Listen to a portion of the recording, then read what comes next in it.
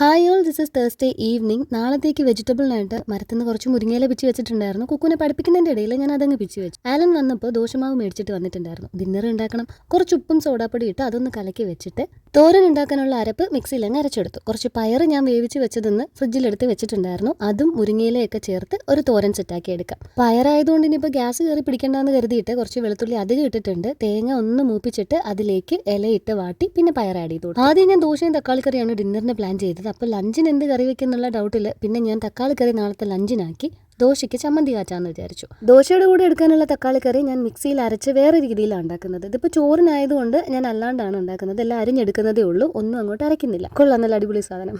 തക്കാളി കറി വെക്കാനായിട്ട് ഞാൻ ആ ഒരു കടായി തന്നെ വാഷ് ചെയ്തെടുക്കുന്നുണ്ട്. പിന്നെ നമ്മുടെ ഹീറോ ദോശക്കല്ല് എടുത്ത് വെച്ചു. ഇപ്രാവശ്യം കുട്ടി ദോശ ചെയ്യുന്നില്ല. എനിക്ക് നല്ല തിന്നായിട്ട് വലിയ ദോശ ചെയ്യണം എന്നൊരാഗ്രഹം തോന്നി. ആ ദോശ ഞാൻ എപ്പോൾ ഉണ്ടാക്കിയാലും പാളിപ്പോവും. നിങ്ങൾ ഇതുവരെ കണ്ടിട്ടില്ലല്ലോ ഞാൻ അങ്ങനെ പെർഫെക്റ്റ് ആയിട്ട് തിൻ ദോശ ഉണ്ടാക്കിയെടുക്കുന്നത്. അതിപ്പോഴും കാണാം, ഇതും പാളിപ്പോവും. ഇനിയിപ്പോൾ എനിക്ക് ക്ഷമയില്ലാത്തതാണോ പ്രശ്നം എന്ന് എനിക്കറിയത്തില്ല. അതായത് ഇങ്ങനെയായി, എന്നാലും ഞാൻ വിട്ടുകൊടുത്തില്ല. 4-5 ദോശ ഞാൻ ഇതുപോലെ തന്നെ മസിലും പിടിച്ച് ചെയ്തെടുത്തു.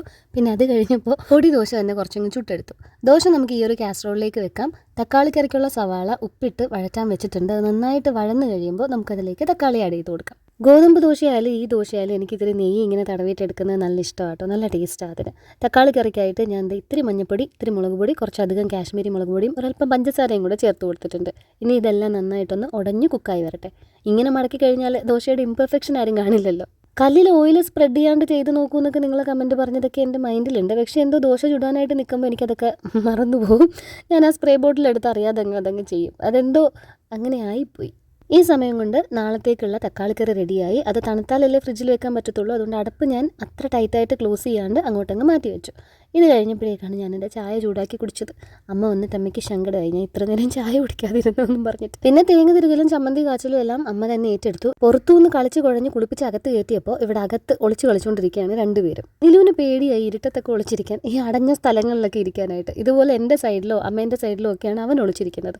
അധികം നേരം ഇരിക്കത്തുമില്ല. ആദ്യം അങ്ങോട്ടേക്ക് ഓടി ചെല്ലും. ഇവനെ തന്നെ ആദ്യം കാണുകയും ചെയ്യും. എപ്പോഴും നിലുവിനെ കൊണ്ട് എണ്ണിക്കണ്ടെന്ന് കരുതിയിട്ട് അവർ പിന്നെ അങ്ങ് എക്സ്ക്യൂസ് ചെയ്യുന്നതാണ്. ദോശക്കടയിലൊക്കെ കാണുന്ന മാതിരി ഓംലെറ്റ് ഇതിൽ തന്നെ പൊരിച്ചെടുക്കാന്നുള്ളത് വളരെ മികച്ച ഒരു തീരുമാനമായിരുന്നു. അതിന്റെ ഷേപ്പ് കണ്ടിട്ടാണ് അമ്മ ചിരിക്കുന്നത്. ദോശ മടക്കി വെച്ചതുപോലെ ഇത് നമുക്ക് മടക്കി വെച്ചങ്ങ് അഡ്ജസ്റ്റ് ചെയ്യാം. അടുത്തൊളിച്ചിരിക്കുന്ന സ്ഥലം കണ്ടോ. ഇനി ഇങ്ങനെ കിടന്ന് ഓടി ഉറക്കാനായിട്ട് കിടത്തുമ്പോഴേക്ക് ദേഹം മുഴുവൻ വീർത്തി. എല്ലാ മാവിനും ദോശ ചുടേണ്ട ആവശ്യം ഉണ്ടായിരുന്നില്ല. ദോശ ബാക്കി ഇരുന്നാൽ രാവിലെ എനിക്ക് അവനിൽ വെച്ച് ചൂടാക്കി എടുത്താൽ മതിയല്ലോ. അത്രയും പണി കുറഞ്ഞിരിക്കുമല്ലോ. അങ്ങനെ കന്നാസിനും കടലാസിനും ദോശ കൊടുത്തു കഴിഞ്ഞിട്ട് ഞാൻ കിച്ചണിൽ നിന്ന് തന്നെ കഴിച്ചു. ബാക്കി പാത്രങ്ങളൊക്കെ അമ്മ ഇവിടെ കഴുകുന്നുണ്ടായിരുന്നു. അത് കഴിഞ്ഞിട്ട് അമ്മയും ദോശ കഴിക്കും. അപ്പോൾ ഇനി ഞങ്ങൾ ഇവിടെ ഇച്ചിരി കൊച്ചു വർത്താനമൊക്കെ പറഞ്ഞിട്ടിരിക്കും. സപ്പോർട്ട് ചെയ്യുന്ന എല്ലാവർക്കും ഒരുപാട് താങ്ക്സ് ഉണ്ട്. നമുക്ക് അടുത്ത വീഡിയോയിൽ കാണാം. ബൈ.